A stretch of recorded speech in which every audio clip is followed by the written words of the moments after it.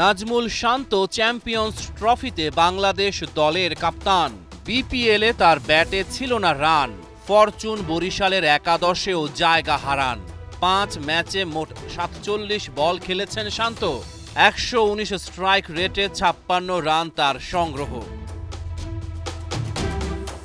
দুই ওপেনার তানজিদ তামিম আর পারভেজ হোসেন ইমন তৈরি করেছেন আশার জায়গা।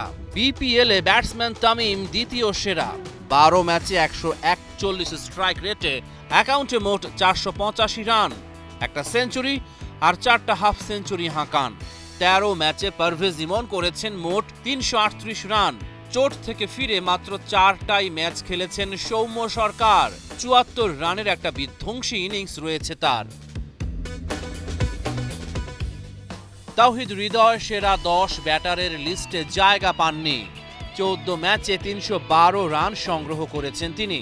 12 ম্যাচে 241 রান করেছেন জাকের আলী। মুশফিকুর রহিম বিপিএলে একটাও 50 হাঁকাতে পারেননি। 9 ইনিংসে 184 রান করেছেন তিনি।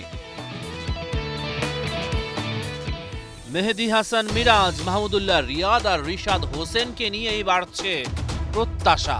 ব্যাট হাতে 355 রান আর বল হাতে 13 উইকেট নিয়ে বিপিএল এর সেরা খেলোয়াড়ের পুরস্কার জিতেছেন মিরাজ। 8 ইনিংসে 143 স্ট্রাইক রেটে 206 রান করেছেন রিয়াদ। রিশাদ হোসেন হতে পারেন বাংলাদেশ দলের গেম চেঞ্জার। বিপিএলে মাত্র 3 ইনিংসে ব্যাট করার সুযোগ পেয়েছেন এই অলরাউন্ডার।